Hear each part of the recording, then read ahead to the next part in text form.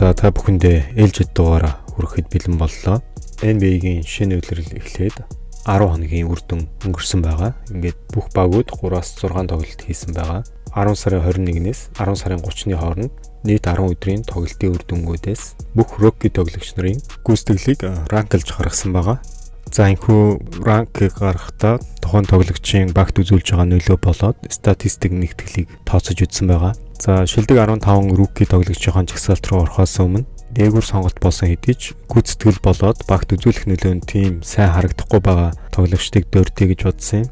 За мэдээж 4-р сонголтоор сонгогдсон учраас нэлээд өндөр хүлээлттэй байсан.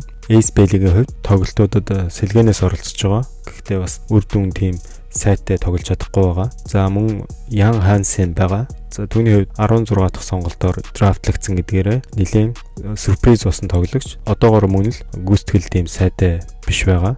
За Nico Clifford гэж тоглогч байгаа. Sacramento Kings багт тоглож байгаа. За түүний хувьд болохоор Summer League болон Preseason тоглолтууд маш сайн гүйцэтгэлтэй тоглож ирсэн ч гэсэн одоогоор самбар болон стилийн үзүүлэлт нь сайн. Гэхдээ оноо авалтан дээр маш таархан үзүүлэлтэд тоглож байгаа юм. За мөн Cameron Malone гэж тоглогч байгаа. Phoenix Suns багт драфтлагдж ирсэн тоглогч. За түүний хувьд мөн л сэлгээнээс тоглож байгаа учраас багт үр дүнтэй сайн тоглолт үзүүлж чадахгүй байна. За мөн өндөр хүлээлттэй байсан Noah Sengi гэж тоглогч байгаа. Энэ тоглогч нь Chicago Bulls багт драфтлагдсан. Гэхдээ одоогоор бол дебютээ хийж чадаагүй байгаа учраас статистик үзүүлэлтэнд хараахан багтаж чадаагүй байгаа. За ингээд жагсаалт руугаа оръё. 15 дугаар байранд Memphis Grizzlies багийн сонгож авсан. За 2 дугаар тойргоос сонгож авсан тоглогч байгаа. 48 дахь сонголтоор Javon Small гэж тоглогч байгаа. За түүний хувьд 6.4 оноо, 1.4 самбар, 4.2 ассист унтжилж байгаа. Free throw шидэлтийн хувь нь 80%-тай, field goal 34%-тай довтолж байна. За true shooting percentage-ээр 52%-тай, usage rating 17%-тай, талбай дээр хасах 4.4 гэсэн үзүүлэлттэй байна. За Memphis Grizzlies багийн хувьд бол 3-3 гэсэн амжилттай явж байгаа. За 14 дугаар байранд Walter Clayton Jr. гэдэг тоглогч байгаа. NCAA турнаментын авраг. За shooting guard байрлалын тоглогч. Тэрээр Utah Jazz багт драфтлагдсан. За одоогоор 7.5 оноо, 3.8 самбар дундчилж байгаа. Довтлохооны хувьд 42%-тай, true shooting percentage нь 54%-тай байгаа. За usage rating нь 17, PER үзүүлэлт нь 11. За талбай дээр байхдаа хасах 4 гэсэн үзүүлэлттэй байгаа. Багийн рекорд нь одоо 2 хожил 3 хожигдолтой явж байна. 13 дугаар байранд Derek Queen гэдэг тоглогч байгаа. New Orleans Pelicans багийн хүчний тоглогч болон төвийн байрлал дээр драфтлагдсан. Одоогоор 8.5 оноо дундчилж байгаа. За харин самбар нь бол 5.5 гээд сайн үзүүлэлттэй байгаа. За түүний хувьд field goal нь 44%-тай, true shooting percentage нь 51%-тай, usage rating 18.7, PER үзүүлэлт нь 10, талбай дээр хасах 7.4 гэсэн үзүүлэлттэй тоглож байна. За Pelicans багийн хувьд бол одоогоор хожил авч чадаагүй байгаа. За 12 дугаар байранд Jeremiah Fears гэдэг тоглогч орсон байгаа. Pelicans багт драфтлагдсан. Одоогоор 13.3 оноо, 2.8 ассист дундчилж байна. Довтлохооны хувь нь 52%-тай, true shooting percentage нь 55%-тай, usage rating нь нэлээд өндөр буюу 22.8, PER үзүүлэлт 12, талбай дээр хасах 4.3 гэсэн үзүүлэлттэй тоглож байна. За 11-р байранд Egor Damian гэж тоглогч Brooklyn Nets багт драфтлагдсан. За түүний хувьд 7.5 оноо, 4 самбар, 2.5 ашигтай дамжуулалт дундчилж байна. Довтлохооны хувь 40%-тай, true shooting percentage нь 63%-тай байна. Usage rating 16.2, PER үзүүлэлт нь 9 гэсэн үзүүлэлттэй, талбай дээр хасах 4.5 гэсэн үзүүлэлттэй тоглож байна. 10 дугаар байранд Charlotte Hornets багийн shooting guard Con Apple гэж тоглогч байгаа. За түүний хувьд 13.8 оноо, 4 самбар, 1.8 ассист дундчилж байгаа. True shooting percentage нь 66%-тай. За сонирхолтой үзүүлэлт нь түүний free throw, field goal болон 3 оноо шидэлт бүгд 50%-тай байгаа. За usage rating нь 17.9, PER үзүүлэлт нь 11 гэсэн үзүүлэлттэй байна. За 9-р байранд Sion James гэдэг тоглогч орсон байгаа. За бас Charlotte Hornets багт тоглож байна. За 8.2 оноо, 2.6 самбар, 1.4 ашигтай дамжуулалт дундчилж байгаа. За түүний үед 84% true shooting percentage-тэй гэдгээрээ бүх rookie тоглогч нарын 2 дугаар байранд бичигдэж байгаа. Usage rating нь 10.4, PER үзүүлэлт нь 15.9 гэсэн үзүүлэлттэй. За талбай дээр нэмэх 2 гээд үзүүлэлттэй.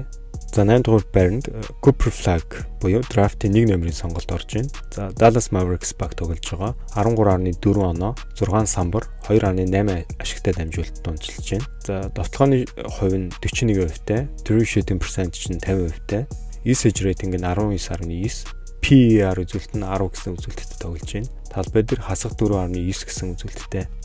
За 7 дугаар байранд Trey Johnson Washington Wizards баг тоглож байгаа. За оноо алт нь 13.8 оноо, 3.4 самбар, 2 ассист дундчилж байна. За довтлооны хувьд 44%-тай, true shooting percentage нь 58%-тай, usage rating нь 19.6, PER үзүүлэлтээр 13 гээд бас нэлийн дээгүүр орж байна. Талбай дээр хасах 3.3 гэсэн үзүүлэлттэй. 6 дугаар байранд Colin Murray Boyles гэдэг тоглогч байгаа. Toronto Raptors баг тоглож байгаа. За 10.7 оноо, 2 самбар, 1 ассист, 1 стил дундчилж байгаа. За true shooting percentage нь 59%, usage rating нь 20%, PER үзүүлэлт нь 13 гэсэн үзүүлэлттэй. Талбай дээр хасах 2.8 гэсэн plus minusтэй байна. За 5 дугаар байранд Ryan Cockbrainer гэдэг тоглогч Charlotte Hornets багийн сонголт. За түүний хувьд 11 оноо, 7.2 самбар дундчилж байгаа. За самбар нь бол бүх rookie тоглогчдыг тэргүүлж байгаа. Мөн 1.4 блок гэсэн үзүүлэлттэй байгаа. Довтлооны хувь нь 90%-тай, true shooting percentage 90%-тай, usage rating нь 11.7, PER үзүүлэлт нь 18 гэсэн үзүүлэлттэй байна. 4-р байранд орсон тоглогч нь Asa Newell гэж тоглож байгаа. За түүний хувьд Atlanta Hawks багийн довтлогчоор тоглож байна. 8.5 оноо, 5 самбар. За довтлооны хувь нь 50%-тай, true shooting percentage 66%-тай. За usage rating нь 21.6 гэж байгаа. PER үзүүлэлт нь 18 гэсэн үзүүлэлттэй байгаа. За талбай дээр хасах 1.8 гэсэн үзүүлэлттэй. За 3 дугаар байранд орсон тоглогч нь Cedric Coward гэдэг тоглогч Memphis Grizzlies багийн сонголт байгаа.